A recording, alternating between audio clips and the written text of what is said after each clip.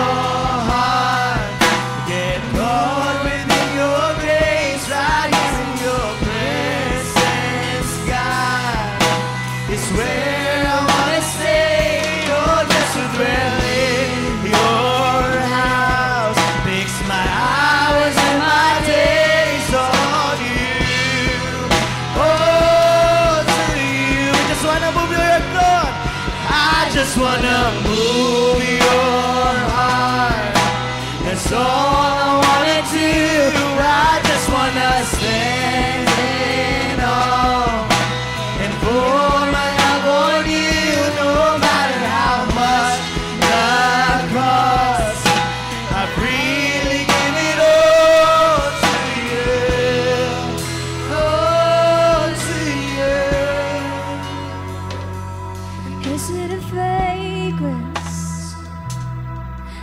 I'll pour my oil out. Is it a life laid down? Then here I give my vows. Is it a song I sing? And here's every melody. Just tell me what moves you. Just tell me what moves you. Is it a fragrance, Lord? Is it a fragrance? Then I'll pour my all out. Is it a life laid down? And here I give my vows. Is it a song I sing? Is every melody just when it moves you? Just tell me what moves you.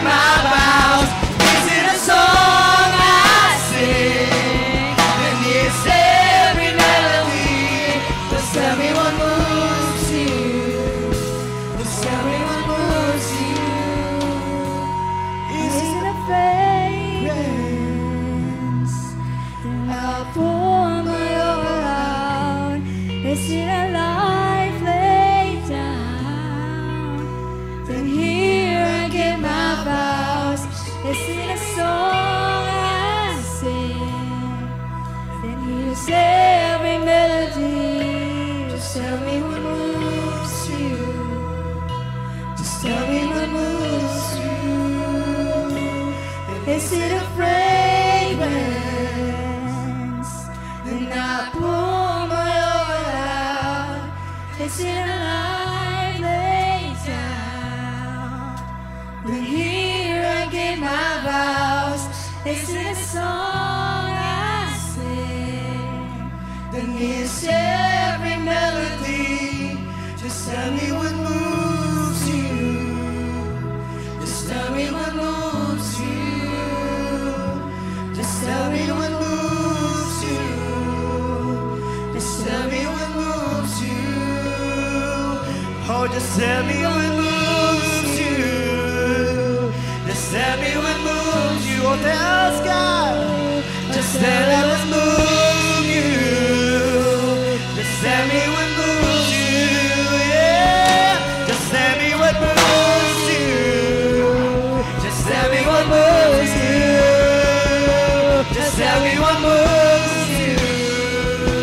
Just tell me what moves you. Come on, give God the highest praise. Yes, Lord. We just all raise up our hands. Come on, raise up your hands. If you believe that the presence of God is here, come on. Lord, we will continue to welcome your presence. Lord, this worship, the very worship that we are doing right now, we're pouring out our heart. This is the only thing that we could give to you, Lord, because everything that we have comes from you. That's why, Lord, we continue to welcome your presence here in our hearts, in our minds, Lord. Continue to saturate this place, God, and we lift up your name. Only you, God, only Jesus. In Jesus' name we pray. Amen and amen. Come on, give God the highest praise. Hallelujah! Woo! Alright, so Blessed Sunday, family! Yan. So, I'm so much excited. Sobrang na-miss ko po kayo. There's no place like home, pero 2 weeks lang naman. Actually, 1 Sunday lang counted. Kasi umuwi na po kami kagabi. So, it's a great privilege to be here, to be back home. Kaya talagang hindi mo maipagpapalit kapag alam mo kung saan ka nagmula. Kung alam mo kung sino yung pamilya mo. Kaya sabi mo sa katabi mo, welcome home! So, it's a privilege to be standing here. Yung mga iba ko pong kasama na nagpunta ng Butuan, kanina nag-testify si Jonathan how the Lord works not only for last month, hanggang sa mga oras na to, yung ginagawa ng Lord sa life niya. And I'm so much excited na sometimes ang thinking natin, walang ginagawa si Lord. Parang paulit-ulit lang yun nangyayari sa akin. Pero the very air that we're breathing in is a manifestation of the goodness of the Lord. Kaya kahit medyo mainit, nalalanghap mo, ang init din ng hinihinga mo sa mga oras na to, that's the manifestation of God's breath in your life. Kaya yung bagay, yung privilege na in-entrust sa atin ng Lord, yung relationship, yung life, let's make the best out of it. Kasi masado tayong nasanay sa malamig, ano? Pero ngayon, ini-stretch out tayo ng Lord how we really love the Lord. Yeah, nakaka-excite na nararanasan natin yung humble beginning sa ating new home. And we're so much excited and looking forward that, Lord, one day, ito naman yung airconan mo. Kapag tinitingnan ko kung paano gagawin ni Lord, mukhang imposible sa paningin ko, pero excited ako kung paano gagawin ni Lord yung mukhang imposible sa paningin ko na posible sa presensya niya. Kaya damdamin natin, ngayon lang yan, ngayon lang tayo may initan. Uminom po tayo kapag medyo naiinitan tayo. Mag-ask po tayo sa mga ushers natin. Kasi talagang bear with us. Naniniwala ko may the best na ibibigay si Lord not only in our families but also in our church. So, nagme-meditate ako kagabi. Sabi ko nung Saturday bago kami mag-flight from Butuan, sabi ko, okay na Daddy, meron na po akong outline. Tinatanong niya ako. So, pag-uwi namin kagabi, iba po yung pinapasabi ni Lord ngayon. Kaya, pagpasensyahan niyo na po yung mata ko, sobrang dilat na po yan, gising na gising po ako. Pero wala po yata talaga kayong makita kundi guhit. Pero I want to impart to you, ito yung naging word sa akin ng Lord nung nandun kami. And hanggang kagabi, kinakausap ako ng Lord, sabi ko, Lord, yes Lord, ito yung gusto mong ipagawa sa akin. Ito yung gusto mong ipagawa sa amin. Let's talk about partnership. Sabi ko, Lord, I want to be a partner in your ministry. Kapag pinag-usapan po natin ng partnership, its meaning is an agreement between organizations or people to work together. So kapag ka nagkaroon ng partnership, hindi ibig sabihin gawain lang to ng isa. Gawain to ng 2 or more. Sabi nga dun sa may na pag-search ka sa Google, Google, ako lang yung natawa. Sabi yung organizations or people. So, partnership is work of a team. Pwede bang sabihin mo sa katabi mo, team. So in other meaning or definition ng partnership is an agreement where parties agree to cooperate. Say it with me, agree to cooperate. To advance their mutual interest or vision. So itong partnership na to, hindi lang siya work ng isa, but we will be working together. Tell the person next to you, together. So, ito pala yung desire ng Lord sa life natin, to have partnership. Gusto ka palang ka-partner ni Lord. Sabi mo sa katabi mo, gusto kang ka-partner ni Lord. Di ba bakit ganun, no? Bakit pagka si Lord yung nagsabi, ang corny, ang cringe. Sabi nga dito sa outline ko, lahat na lang. Di ba kapag ka mayroong partnership or may grouping sa school, ang pinipili mo yung the best. Uy, dito tayo pag may research ha. Uy, dito tayo matalino to eh. Wala na tayong gagawin dito kasi magaling to. Di ba? Parang may tumatawa dito. Parang gawain ng mga nandito yun. Di ba? Kapag ka sa games, pipiliin mo talaga yung best 5. Yun yung pangbato mo. Kasi, ito magaling to eh. Matindi endurance nito eh. Magaling yung performance nito eh. So, in everything, kapag ka may partnership, kapag may team, you select the best team. You select the best people. But this morning, ayun yung magandang balita. Yun yung good news sa atin. Gusto kang piliin ni Lord for His partnership. Ang tanong lang, papayag ka ba? Kasi ang sabi, ang partnership is a mutual agreement. Agree to cooperate. Kaya sabi ko, Lord, ang sweet mo naman, ang dami mo na pwedeng sabihan na you want to have partnership with them, pero bakit ako? Di ba, minsan nagiging sinenengbi tayo, Lord, bakit ako? Pero wala kang magagawa, ikaw pinili ni Lord. Sabi mo sa katabi mo, pinili ka. But my prayer is, piliin din natin sa Lord. Unahin din natin si Lord. Kasi ang dami nating pilit na pinipili sa buhay natin. Si Lord na lang yung hindi. Tama ba? Si Lord na lang yung hindi. But my prayer this morning, Lord, ikaw naman yung maging ka-partner ko. Kasi kaya mo nga naging asawa yung asawa mo, you know that that person would be the best partner, best fit for you. Tama po ba? Katabi niyo po ba yung asawa niyo? Parang ayaw nilang tignan yung asawa nila. Pero naniniwala ko, that's the best example of partnership. Ang mag-asawa. Kaya, itong partnership na to, excited ako what the Lord will be doing. Hindi lang sa life ko, kundi sa life ng mga taong i-connect ng Lord sa life ko, sa ministry ko, sa family ko. Kaya, ito 3 points lang. Shoot. 3 points lang po yung I want to be sharing with you to have the principle of partnership.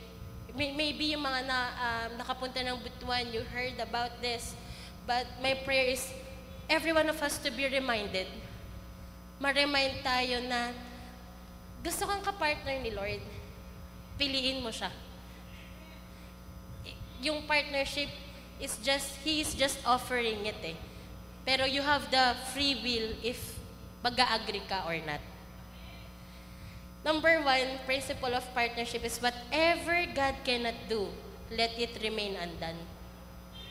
Ulitin ko. Whatever God cannot do, let it remain undone. As Lord, kung ano yung hindi mo pa ginagawa sa mga oras na to sa buhay ko, Lord, wag mong hayaang mangyari. Kasi ang sabi ng word ng Lord in Isaiah chapter 55, verse 8 to 9, in NIV version, for my thoughts are not your thoughts, neither are your ways my ways, declares the Lord. In verse 9, as the heavens are higher than the earth, so are my ways higher than your ways, and my thoughts than your thoughts. Kaya sometimes ang thinking natin, Lord, bakit it's not happening yet? Lord, bakit hindi ko pa nakukuha? Ang sabi lang ng Lord, whatever God cannot do, let it remain undone. Alam niyo po ba kung bakit? Kasi kapag nangyari, baka may tendency mapalayo tayo sa Lord. Lord, whatever it is that you will entrust into my life, Lord, wag mong hayaang ma-overwhelm ako at ma-mismanage ko yun. Na maging dahilan kung bakit lalayo ako sa presensya mo. Kaya minsan hindi inaalaw pa ng Lord kasi His ways are higher than our ways. Ang thinking natin, Lord, ito na yung time, ito na yung perfect season, game na. Sabi ng Lord, wait muna. Sabi ng Lord, kalma. Sabi mo sa katabi mo, kalma. Kasi pine-prepare pa ng Lord yung best chapter ng life mo eh. Kaya ito yung declaration natin that God, whatever you cannot do yet in this time, let it remain undone. Huwag mong hayaan na mangyari ang isang bagay sa buhay ko that you don't allow. Kasi pwede nating pilitin, pero ang ending pain. Ang ending, Lord, ang sakit. Ang ending, hindi maganda. Ang ending, destruction. Kaya whatever that we will do next, yun nga yung sinabi ni Ate Abby kanina, ang sarap na meron tayong relationship sa Lord at meron tayong mga destiny setters. That's why God placed in our lives pastors and leaders. Na kapag ka nakinig tayo, our path would be in the right path. Kaya tanungin mo yung katabi mo, are you connected in a cell? Sabi mo sa kanya, mahatan ka ba ng cell group?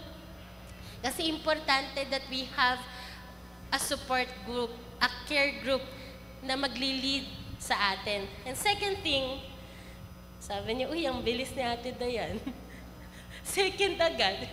So number one, whatever God cannot do, let it remain undone. And second thing, whatever God cannot give me, may I never have it. Lord, kung hindi mo kayang ibigay, wag mong hayaang makuha ko. Kasi yun nga, uulitin ko, ulit, kumanta, ulitin ko po na whatever sometimes na nakuha natin, may tendency na, hindi, gawa ko yun eh. Kaya ko yun. With full of effort, ako yun. Pero alam niyo, ang sarap kapag yung bagay na hindi natin kayang gawin, yun yung na-exercise natin, yung faith natin. That Lord, hindi ko kaya yun, I know it's you. I know it's you. Kaya, whatever God cannot give me, may I never have it. Kung feeling mo, Lord, ang tagal-tagal ko nang pinagpipray ito, bakit hindi mo pa rin ginagrant? Lord, wag mong hayaan na mapapunta sa akin kung hindi din naman nang galing sa'yo. Lagi niyo tatandaan, iba pa rin ang galing kay Lord, the best yun. Eh, sabi mo sa katabi mo, may the best na pinaprepare sa'yo. Sabi ng Lord in Proverbs chapter 29 verse 21 in AMPC version, many plans are in the man's mind, but it is the Lord's purpose for him that will stand. Kaya bago pa tayo magplano, bago ka pa dumiskarte, meron ng plano si Lord. Kaya ang sabi nga dun sa 2 Chronicles 20:20, mag-obey lang tayo, mag-trust lang tayo sa Lord at sa mga prophets natin. Because they know, yung mga bagay na nakikita natin, yung mga bagay na feeling natin, ito na yun, merong binibigay, merong tamang timing si Lord. I believe every one of us has a season. Kung hindi mo pa flying season, that's okay. At hindi yun denial at hindi yun rejection ng Lord if it is not your time. Kasi pwedeng yung paglipad nung kasama mo, ang panahon mo palang ngayon pumalakpak. Ang panahon natin ngayon matuto sa kanila. Ang panahon natin ngayon mag-observe so that when the perfect time and season of the Lord enters into your life, Lord, minsan ako din yung pumapalakpak. Hindi ko to makakayanan, hindi ko to ma-overcome, hindi ko to magagawa kung hindi mo ako sinamahan. Kaya whatever it is our plans, magsasucceed lang yun kapag binigay natin sa presence si Lord. Lord, this is my plans. Hindi ko to kaya nang ako lang. Samahan mo ako what to do next. Minsan, ang thinking natin, Lord, parang nakakatakot, parang ang hirap, parang scary. Every time na mayroong bagong experience, ang feeling natin nakakatakot. Pero kapag kasama natin si Lord, ang sarap palang ma-discover ng new things na nasa presence niya. And lastly, number 3, whatever God cannot lead me, let me not go there. Kapag hindi pa sinasabi sa'yo ni Lord na pumunta ka doon, huwag kang pupunta. Kasi, iba ka may protection ng Lord. Ang sabi ng word ng Lord in Proverbs chapter 16, verse 3-4 in AMP version, commit your works to the Lord, submit and trust them to Him, and your plans will succeed if you respond to His will and guidance. Alam niyo, si Lord, binigyan po tayo ng free will. Kaya sinabi ng verse na, if you respond and submit. Kaya, whatever it is, pwede naman dumiskarte tayo ng atin eh. Pagka nga mag-church tayo, hindi ka naman papatayin ni Lord, di ba? Ay, pag hindi ka nag-church, di ka naman papatayin ni Lord, di ba? Eh, Lord, tinanghali ako ng gising, Lord. Sabi ni Lord, hindi, patay ka na. Di ba? Hindi naman. Because the Lord is giving us free will na piliin siya every day. The Lord is giving us a chance na, anak, I'm here. Pero hindi tayo magagaydan ng Lord kung hindi tayo magpapaguide. Kaya, whatever our plans is, let's submit it to God. I-submit natin sa Lord. That's the three things that I want to give to you. Whatever God cannot do, let it remain undone. Whatever God cannot give me, may I never have it. Whatever God cannot lead me, let me not go there. So that, Lord, I would be covered and protected in your presence. That kung nililid ka na ng Lord na pumunta in that place, salvation will happen kasi the Lord sent you there. Restoration will happen kasi pinadala ka ng Lord doon. Healing will happen kasi pinadala ka ng Lord doon. Yung ang sarap pag pumunta ka doon sa isang family, pag pumunta ka doon sa isang lugar, you're heaven sent. Hindi yung nakita pa lang nila yung mukha mo, sino ba to? Di ba? Merong mga ganun eh. Naku, utang na naman to. Naku, problema na naman to. Alam mo yun, ang sarap sa feeling that when people sees you, they see new hope. When people sees you, alam ko itong taong to, hindi ako ipapahamak. Ang sarap ng ganung confidence na hindi kasi natin nare-represent yung sarili natin na gusto ko lang kasi nandito ako, but we go there with purpose. We go there with intentionality. Nandito ako kasi pinadala ko ni Lord. Nandito ako kasi I represent my God. Nandito ako kasi anak niya ako. Whatever God cannot do, let it remain undone. Whatever God cannot give me, may I never have it. And whatever God cannot lead me, let me not go there. Lord, I want to be in your umbrella. I want to be in your covering. I want to be in your protection. If it's not yet season of you to enter in a relationship, Lord, that's okay. If it is not this season of your life, Lord, ba't ganun? Parang I'm lost. Yung mga kabatch ko, alam na nila kung ano yung gagawin nila. Sigurado na sila of what they'll do next. Magtatrabaho, mag-iipon, mag-aasawa. But Lord, parang ako, I'm still lost. Sabi ng Lord, just trust and obey. Trust and obey. Huwag kang didiskarte ng sayo. Kasi merong plano si Lord para sa'yo.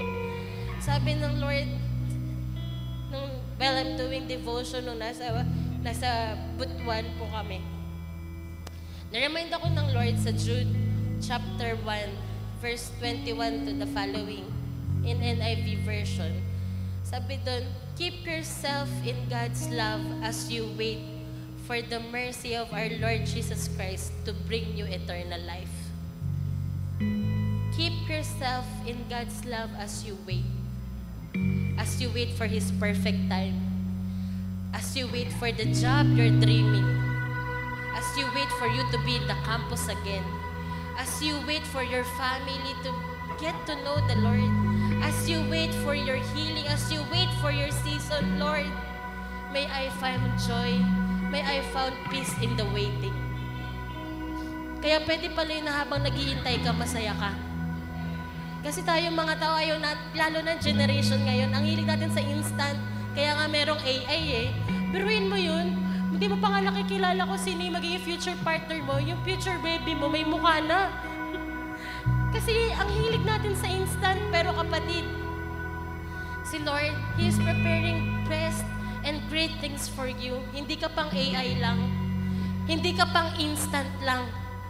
You are for eternal. Pinaghihirapan ka, kapatid. Kaya sabi ng Lord, keep yourself in God's love as you wait for your season. Keep yourself in God's love as we do this partnership. Lord, bakit parang walang nangyayari sa family ko, walang nangyayari sa ministry ko? Naniniwala ko, hindi ka tatagal sa church nang hindi nagkakaroon ng value at influence yung life mo. Yung araw-araw lang tayo mag-meditate sa word ng Lord, naniniwala ko may ginagawa siya from the inside and out. Just allow Him to guide us. Allow Him, Lord, transform me. Baguhin mo ako. Hindi porket nasa leadership na ako, hindi porket anak ko ng pastor, Lord, okay na ako. But every day of my life, Lord, continue to change me from the inside out. There would be times that we will fail. There would be times na mapapagod ka. It is given. Kaya nga sabi ng word ng Lord, He will give you rest. Kasi hindi ka pagpapahingahin ng Lord kasi mamamatay ka na. Pagpapahingahin ka ng Lord kasi bukas may panibagong laban. Meron siyang binibigay na new strength kasi meron new reason for you to keep on going. There's a greater purpose, you know.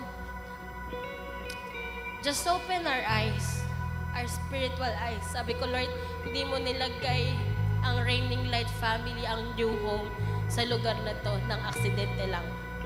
When you open up your eyes, grabe, maglakad ka lang ng konti doon, St. Peter.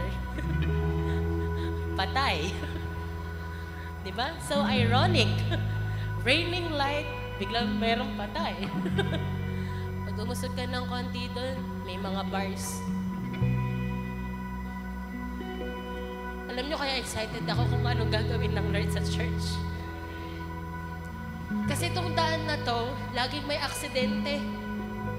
Alam nyo, bago kami pumunta kanina dito, may call time kasi mga nasa ministry. Daming tao dyan kasi may aksidente. Yung isa, kalalabas lang ng beer house. Yung isa, motor. Sabi ko, Lord, may dahilan ka kung bakit mo kami nilagay sa lugar na to. Excited ako, hindi lang maayos tong lugar na to, pero magliwanag yung presensya ng Lord sa lugar na to. Kasi you have a purpose. You have a purpose.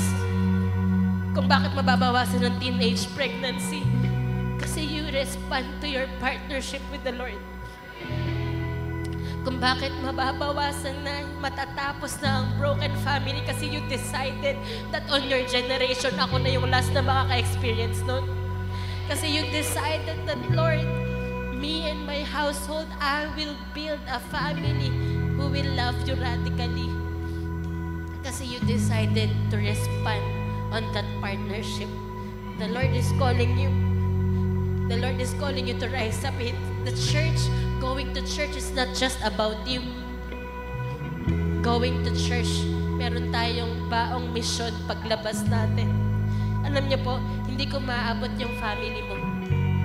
Hindi ko maaabot yung friends mo. It just so happened kung bakit tayo nagkaroon ng relasyon. Kasi binuo tayo ng Lord. We're gathering here as one family. Pero pag uwi natin, walang ibang makakapag-minister sa kaibigan mo kundi ikaw. Walang ibang makakapag-minister sa magulang mo kundi ikaw. Walang ibang makaka-reach out sa mga kamag-anak mo na talaga namang hindi mo na ninasang makita. Pero the Lord is giving you a compassion, a heart that, Lord, if hindi mo babaguhin yung puso ko towards them, mapapahamak sila. It's not about the anger anymore. It's not about kung ano yung ginawa nila sa akin, Lord. There's a purpose na ang dahilan kung bakit kami pamilya, ang disenyo mo sa pamilya buo. Buo kami maglilingkod sa iyo. Hindi lang immediate family ko, but yung buong angkan ko. Kaya ang sarap nun, no? Pag tinawag, Bonifacio family, Pormarejo family, Cocal family, lahat downline, lahat nagsaserve sa Lord. Yung generation, 10th generation lalabas, may mga lawyer, may mga doctor, may mga nurses, may mga CEOs, pero disciple. Ibig sabihin, lahat ng lalabas sa'yo sa generation mo, the best of best, because you responded to the partnership of the Lord is calling you. This partnership is never easy. Pero kapag ilalaban mo, Lord, hindi ako ang magbe-benefit lang, pati ang susunod na henerasyon. It's not about us anymore. Sabi ko nga itong si Daddy, pagka nagde-declare, lagi niya sinasabi, excited na siya sa magiging apo niya. Kasi alam niya kung ano yung, excited siya that what He's building not only a church, but a community.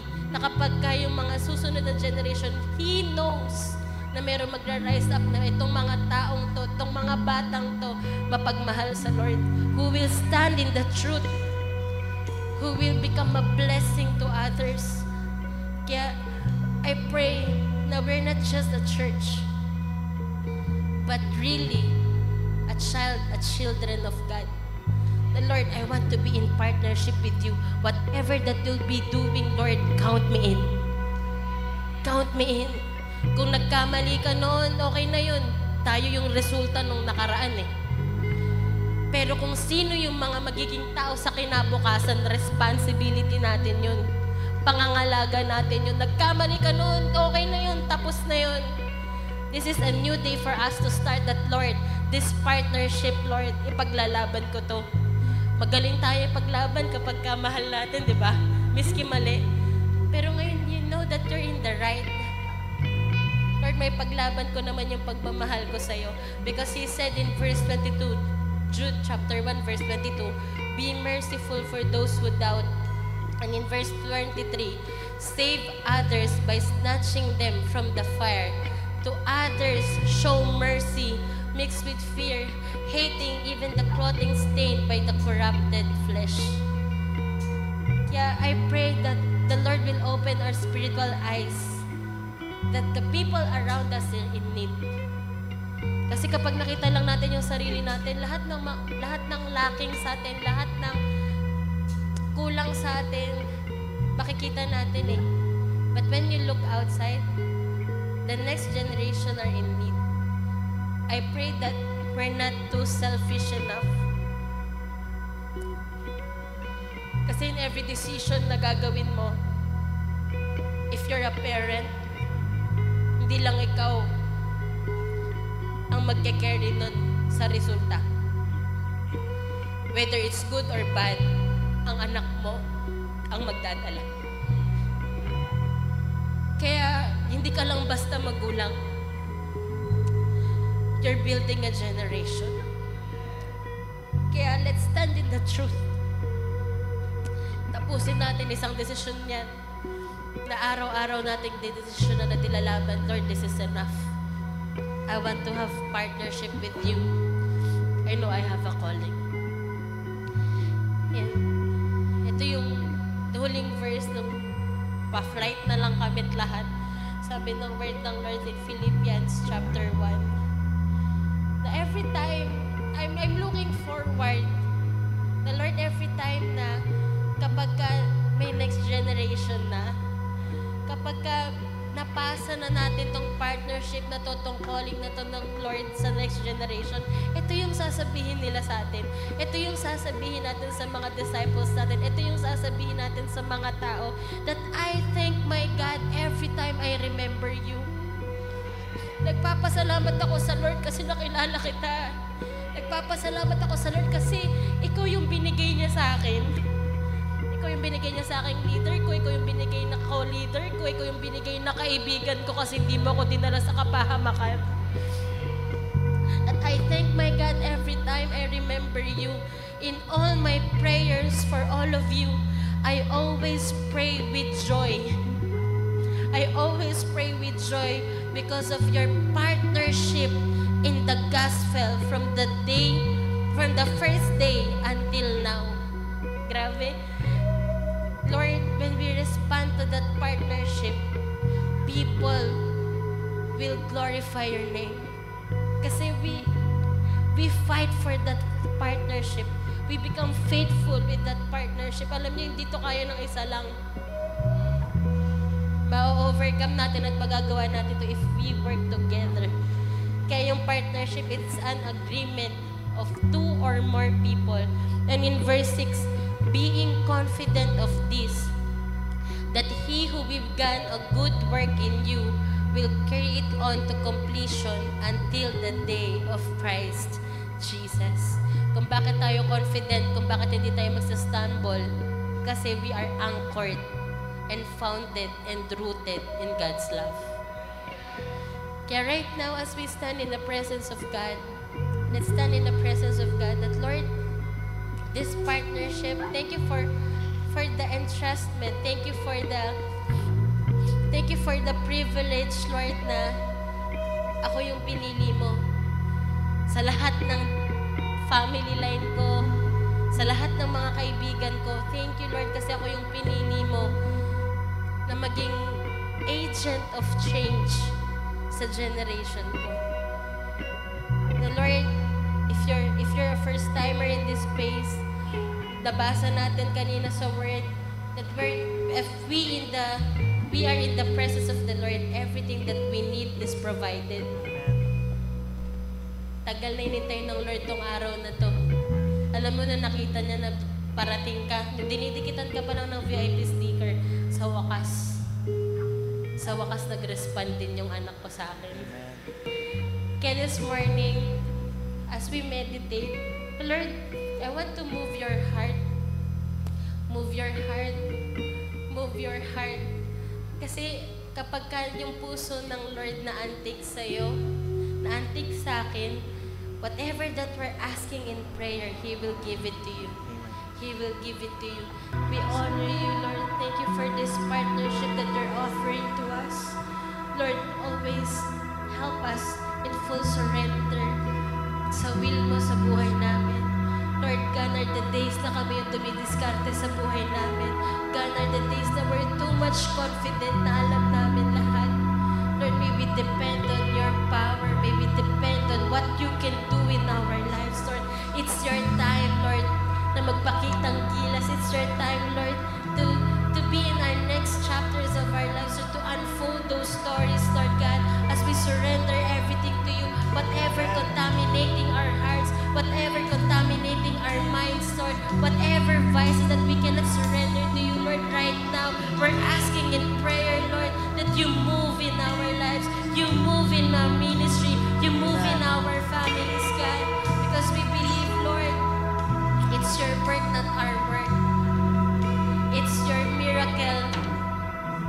It's your work, Lord God, upon our lives. Kaya, Lord, whatever it is, Lord, na tumatakot sa amin ngayon, continue to give us courage.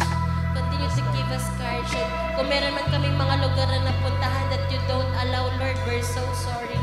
Kung meron man kaming mga inalaw sa buhay namin, Lord, na hindi namin nakita that leads to distraction, Lord, open our eyes. Reveal it to us, Lord.